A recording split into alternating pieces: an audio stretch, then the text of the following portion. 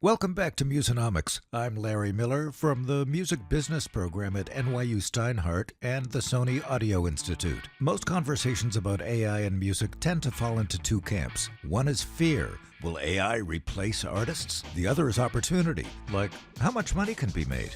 This episode is on human music creators, the role of AI in the creative process, and on the valuations of the category-leading music AI companies. Lucas Cantor Santiago is a venture investor through Mindset Ventures, an Emmy Award-winning composer himself, and the author of Unfinished, The Role of the Artist in the Age of Artificial Intelligence. It's about his own musical journey and the incredible story of how he used AI tools, his own talent and network to finish, record, and perform Schubert's Unfinished Symphony. He thinks not only where capital is flowing, but also about creativity, identity, and what it means to make art in an age when machines can increasingly participate in the creative process.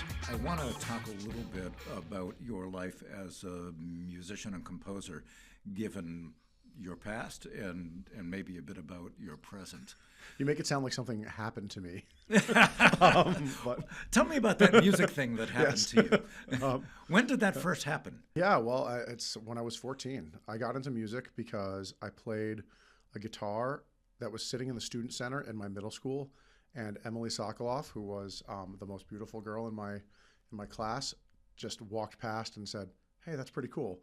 And she never really talked to me again after that, but that was all it took, because I thought, well, if she likes it, I better get good at it. And it kept working for you, apparently. Yeah, I mean, it didn't really get me that much attention from the ladies, but I just kind of fell in love with it, and eventually, I'd always listened to orchestral music growing up, and so I worked on guitar, I practiced guitar, I played jazz, and then I wanted to get more into orchestral music, and that's why I moved out to Los Angeles to do film scores. Right, so you did conservatory for college in the East. Yep. SUNY Purchase. In my class at SUNY Purchase, Regina Spektor was in my class, Dan Deacon was in my class, and Dan Romer, who did Luca and other amazing films, were all, and Beasts of the Southern Wild was his big hit. They were all in my class, as well as several now members of the Vanguard Jazz Orchestra. It was a good time to be at Purchase. So you got to Los Angeles and somehow got a meeting with a pretty important film composer. Yeah, well, no, not with him directly. I got a meeting with one of his composers, one of his sub-composers, a guy named Michael Levine. Wait, we can name check who it's Hans Zimmer, yeah. So yeah. I worked at Hans Zimmer's studio. It's called Remote Control. This was my goal moving out to Los Angeles. As someone had told me in New York that Hans had this sort of university of composers where there was 30, 40 different composers all working together and separately on this one campus. And I thought that's got to be the best place to learn. And so I moved out to LA with no plan other than figure out how to work there. And I gave myself a year. I figured I would take a year. I would probably never figure it out, and then I would just move back to New York, which is where I'm from and where I was at the time comfortable. It took me like 3 or 4 days to get into remote control. Somehow, a friend of a friend of a friend. I had the advantage of moving out there when I was 30, so I had a little bit of a career behind me already, and I knew some people already. So I met Michael Levine, and he is most famous. He's a New Yorker, and he's most famous for writing the Kit Kat song. He's also done a lot of other really amazing stuff, and we are sort of the same kind of quirky individual. We got along instantly, and he was looking for a new assistant, so he hired me. So I started working at Remote Control about a week after I landed in Los Angeles. Yeah, until that time, I would have described myself as a technophobe. I could barely even manage my own email account, let alone compose on a computer. All of my music had been analog, me playing guitar, recording it into an analog board. But the way the remote control worked was every composer had a rig of 10 to 12 computers that were networked together. It was this incredibly complex technical apparatus, and my job as an assistant was to manage it. So there was a lot of Googling. My job was to keep the rig running, and I can now admit that it was often not running because of something that I had done. But I managed to, that's how you learn, I guess. And today, this is how every composer works. Hans really invented this workflow, and this is how all of the composers in his studio worked, was with this incredibly complex network of computers that were generating sounds. And he was the first, I think, to really be able to deliver a great sounding orchestral demo to a director before that director or the studio committed to recording the score. So it put the creative process of music making more firmly in the hands of a director, where they could really collaborate on it in a meaningful way with the guide of a composer. Like literally, how does it sound if it's this violin patch versus this violin patch? They could get as detailed as they want.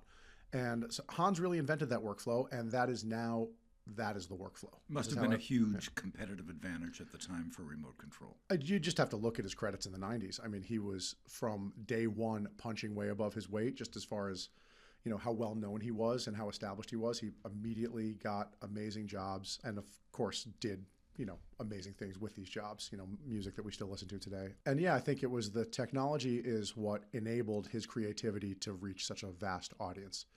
And that is, I think, the best use of technology is, Hans is not classically trained. So, he could not work in the same way that John Williams worked. John Williams being, this is non-controversial, maybe one of the greatest to ever do it, if not the greatest. But if we're keeping track, Hans is tied or a close second as far as music that people love in projects that are huge and amazing that people recognize.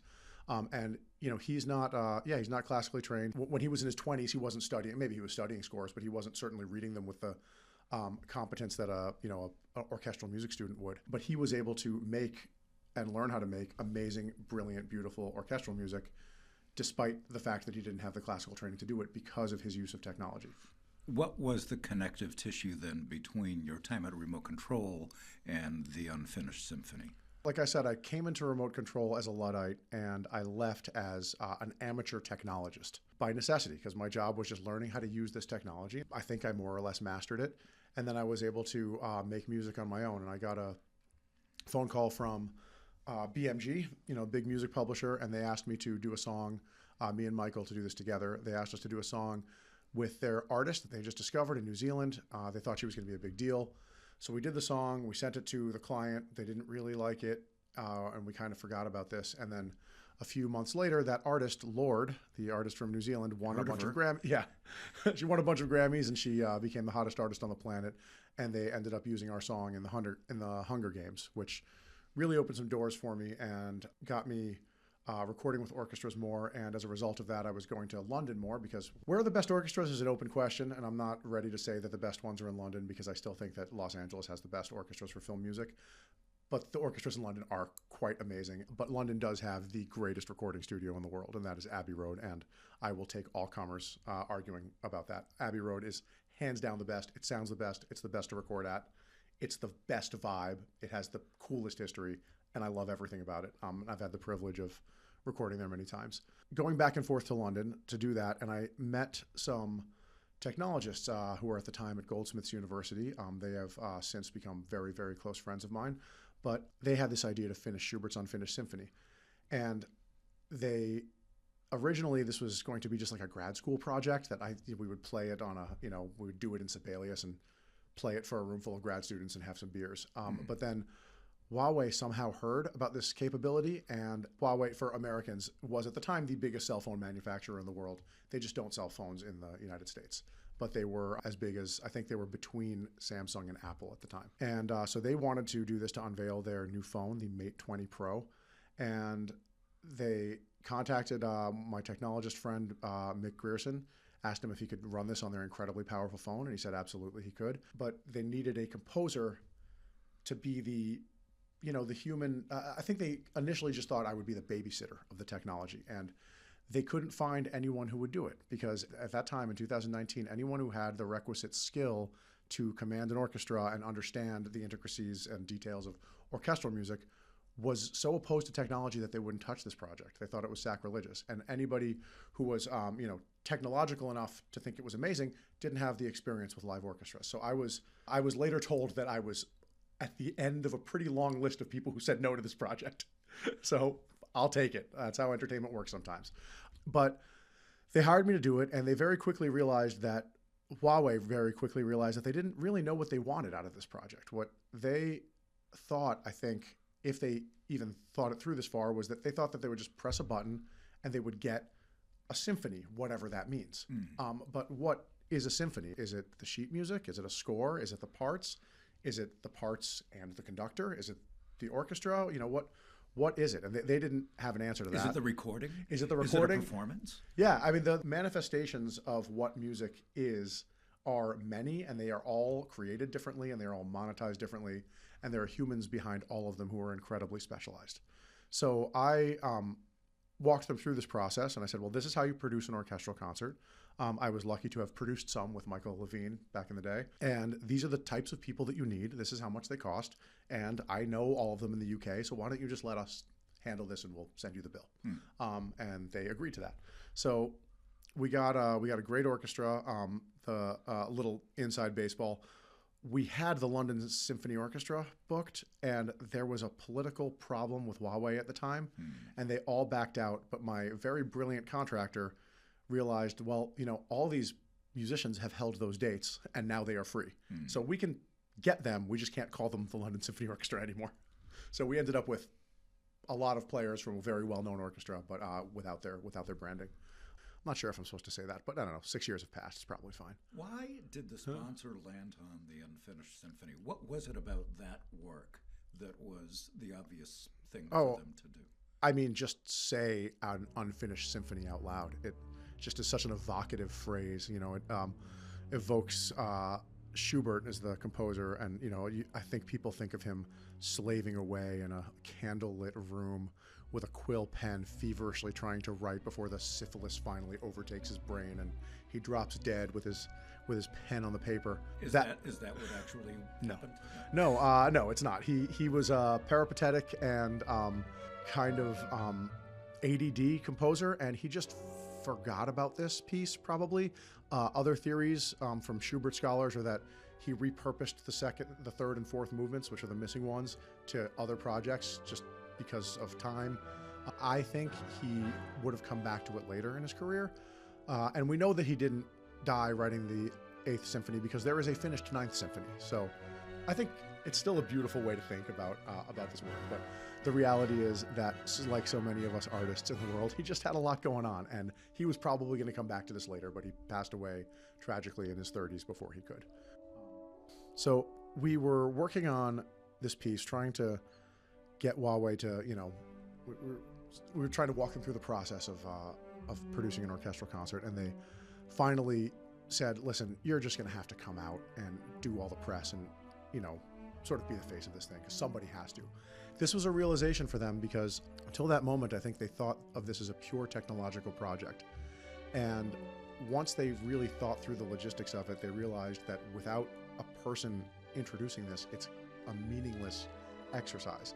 And while it's a very cool thing to say, and it is a very headline-grabbing subject, Schubert's Unfinished Symphony finished by artificial intelligence, the reality is that you're going to have 1,000 people in a concert hall for 40 minutes, and you've got to give them something. And if you just give them music coming out of a phone or an orchestra playing kind of insipid AI-generated music, there's no amount of technical wizardry that's going to make that interesting. So you need a human being to give some life to this project. And I mean, this is one of the reasons why I'm not so sanguine about technology replacing human beings, is that I've witnessed this firsthand, where the technology that I used, which might have been the reason that people came in the door, was only able to put butts in seats because of the way that I used it, and it was only able to deliver a good product because of the story of my having used it for that purpose. What was the process like?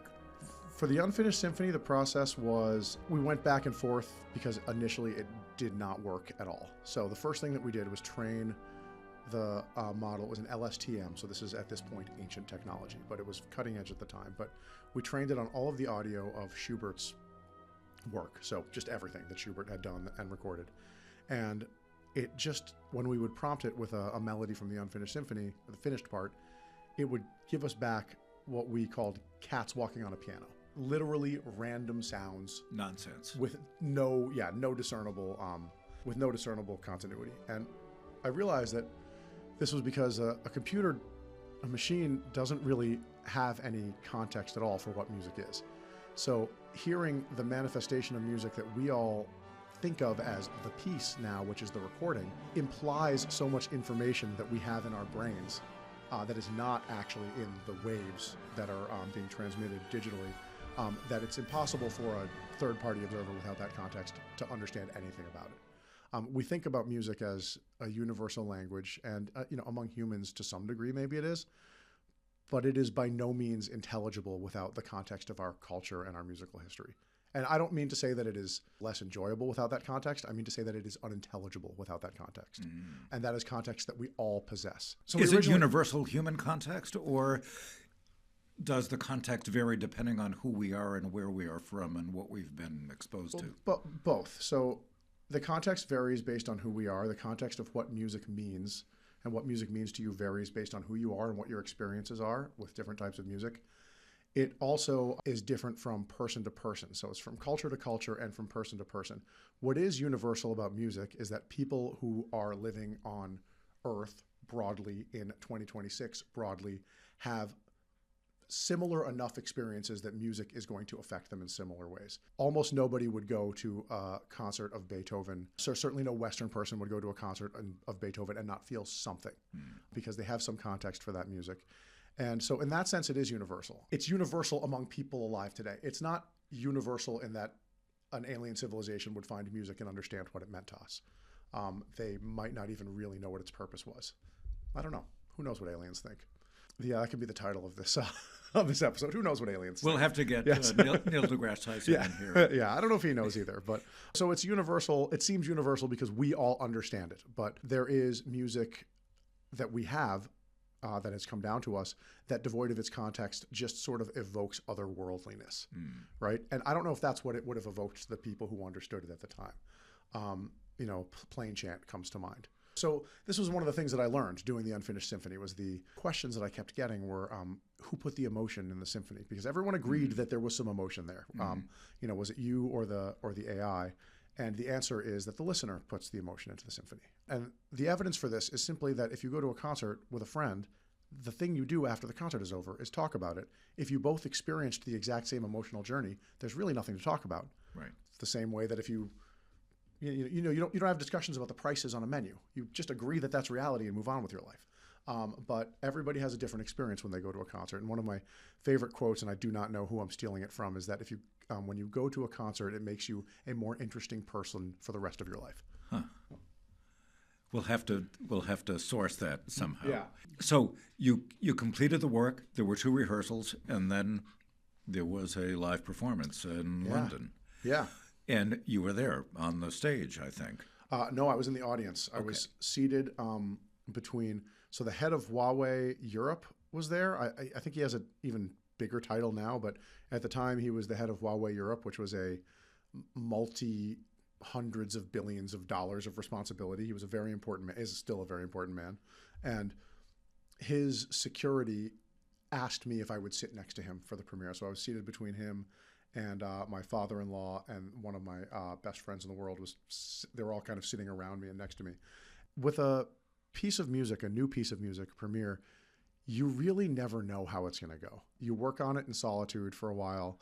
Obviously, I thought it sounded good because I wrote it and it came out how I wanted. I think one of the hallmarks, or the definition of mastery, is being able to, in music, the definition of mastery is being able to make the sounds that you want, being able to make the sounds that you intend. So what's amazing about that is you can express anything that's in your imagination. What is terrifying about that is that the audience might think what's in your imagination is stupid. And that is the most terrifying thing. Or they might misunderstand you. Doing a premiere is very, very nerve-wracking for me. Maybe not for every composer. But so I was sitting there and I was sort of a ball of nerves through this whole thing. And you can feel an audience react to things. And you can feel when they get bored, and you can feel when they are excited, and you can feel when they're so excited that they kind of lose consciousness. Isn't the right word, but it's like when you have an amazing bite of food at a restaurant and just everyone just stops talking for a minute. That's the feeling when everybody's engrossed in music. And it took a few minutes for me to realize that we had achieved that these people, everyone in the audience, I think, forgot that it was a piece that was made in the way that it was made, and they were just enjoying it as a piece of human achievement, which is 64 people all working together to create something beautiful. The experience of the premiere was basically abject horror and terror and nerves until the piece actually started, and I realized that people at least got the intention that I was, they got something. They were engaging with it, and they understood it. How was that feeling different from having music that you made be in the Super Bowl or in the Olympics? When I'm making for, yeah, you're referring to some of the projects I do for sports TV, which is I create these sometimes short term, sometimes sort of medium term, like up to 5-minute pieces for usually for Fox Sports that introduce a big sporting event, often with a celebrity talking. The way that those are different is that when I'm working on those pieces, I'm working very closely in collaboration with the producers. And I have some producers that I work with at Fox. P.T. Navarro is one. Ryan Little is an editor who we work with a lot. David Strumpf, I could go on. But there's some producers that I work with at Fox, and we just have a really great working relationship. And as much as I'm the person who composed this music, they're the people who made this piece, and the piece at the end of the day is a collaboration between us. When you're writing a piece of concert music, there's nobody, you're not collaborating with anyone until you get it onto the orchestral stage. And at that point, you're collaborating with the conductor, but the conductor and the orchestra can only work with the material that you've already supplied them. If I am writing a piece for a film and there's a minute or so of it that is boring, someone will tell me before it gets to an audience. Right. But nobody will tell me that in a concert piece. Right. The only way I find that out is we play it for an audience and they look bored. And in fact, in the time from your rehearsals through to the final or the one live performance of the piece, as I understand it, once the piece has been orchestrated, it's very difficult to make changes. You can make very subtle, superficial changes, but I mean, if there's a section that doesn't work, you can cut it out, but that's about all you can do. And then who knows what that does to the rest of the integrity of the piece. But I have had concerts where a whole section of something I wrote was just too hard, and we just realized it in rehearsals, and I just cut it out. Because it was either too hard to play generally, or it was just too hard for that ensemble. It's kind of the same thing from the audience's perspective. So, you just have to get rid of it. And it's a beautiful process, and it's, in some ways, it is pure music making because you're the only one who has creative input until it's kind of too late. But that's terrifying, but also liberating. What is the through line then in the technology, in the tools that you used to finish the unfinished symphony, all the way through to the tools that music creators or even music curious people have today to create music using AI tools? Well, the through line is that the workflow is largely the same. You need a human being to engage with technology in order to tell a story. The reason that I was able to engage with technology and tell a story with music is that telling stories with music was already my job. It's already something that I was professional at.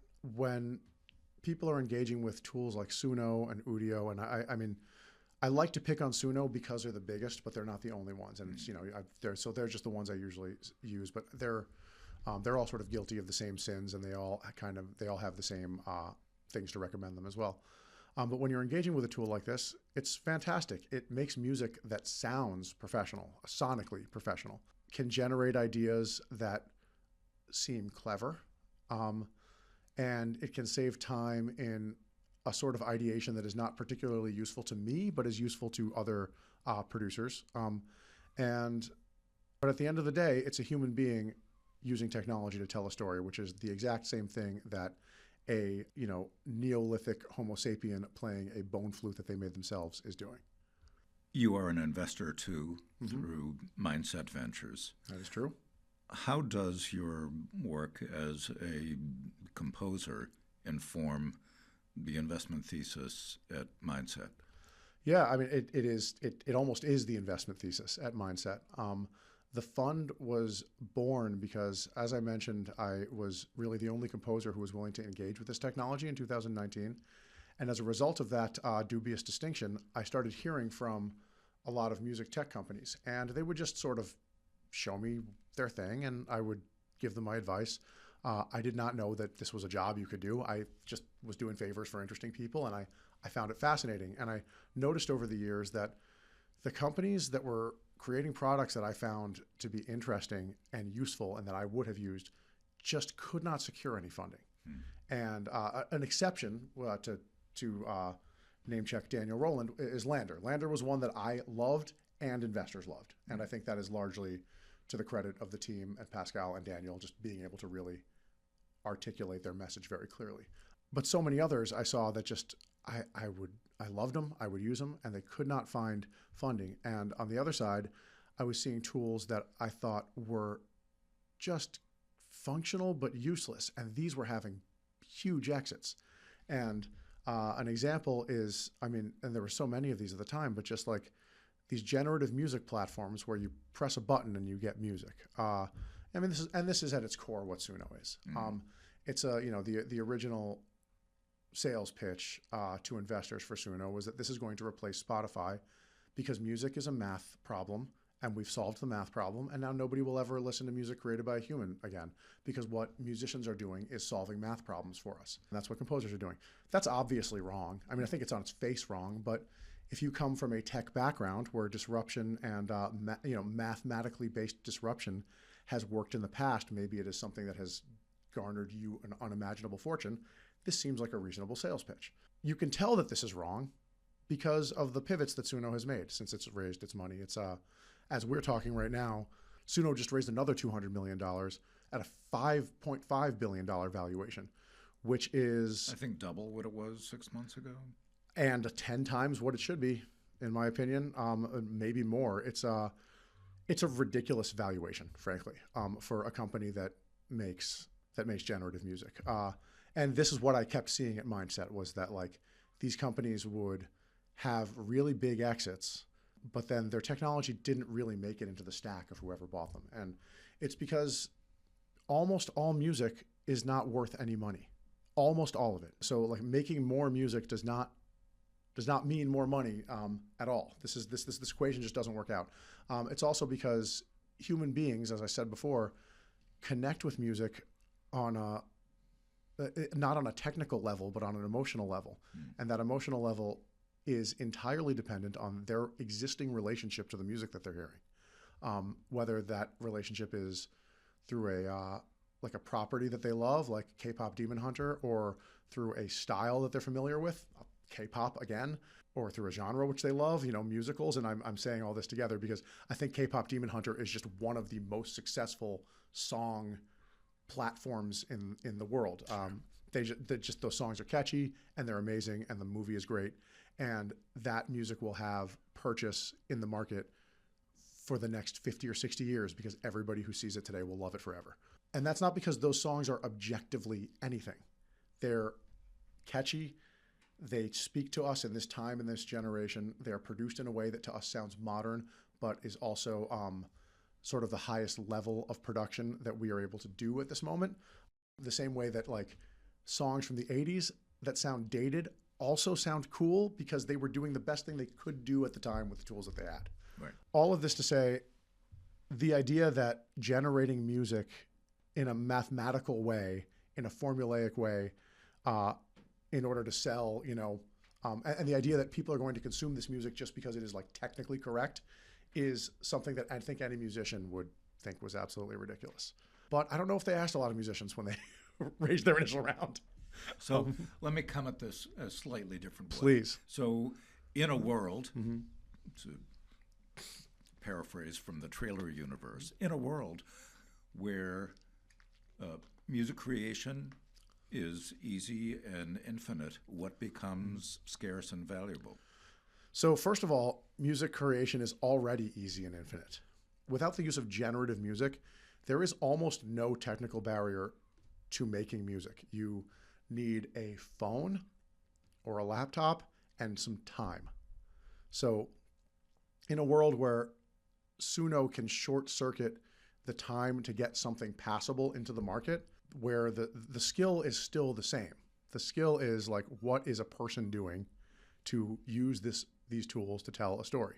And I think what we will see with Suno, what I hope we see with Suno, is that more people like Hans Zimmer, who did not have a technical who did not have a classical background, are able to express themselves in musically meaningful ways because these tools helped them get there.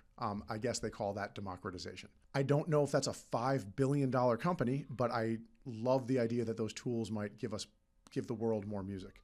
the best outcome of Suno is that someone who couldn't make music or had a barrier to being able to make music can get a song that they think is good to a point where they can really evaluate whether it's good or not and share it with an audience and see what they think. Because that kind of feedback used to take years, and now you can do it in a couple of minutes.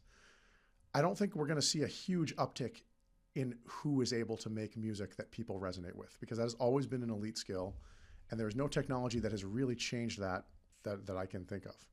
In your book, toward the end of the book, you talked a little bit about what it would be like if Schubert walked into George Gershwin's studio, Right.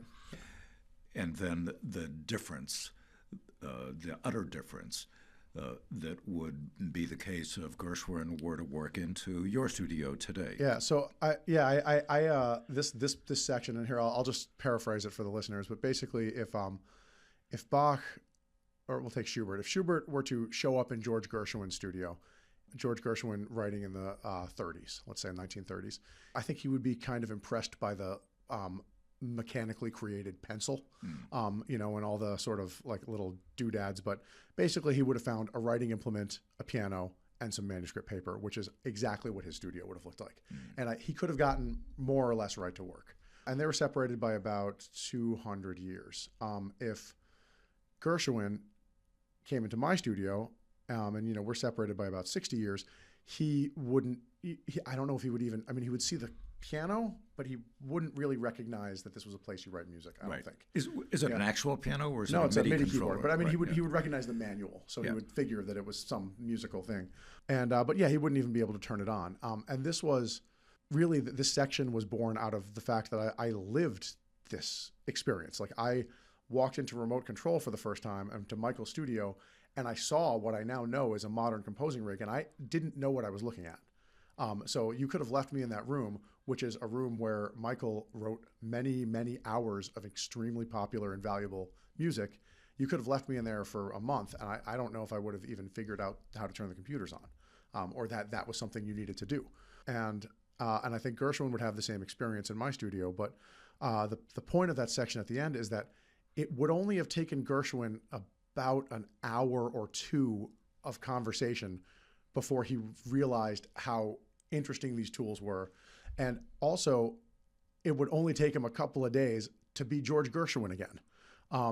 Once he figured out, like, oh, I can have an orchestra at my disposal and I can hear exactly what they sound like before I even, call a living soul, this would help him work faster. And maybe we would have gotten, more interesting Gershwin music out of that.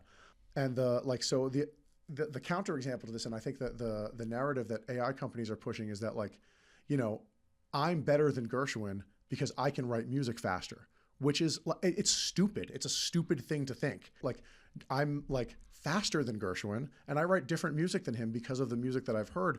But his genius was not in his ability to crank songs out. His genius was in his ability to write music that connected with people and that told stories.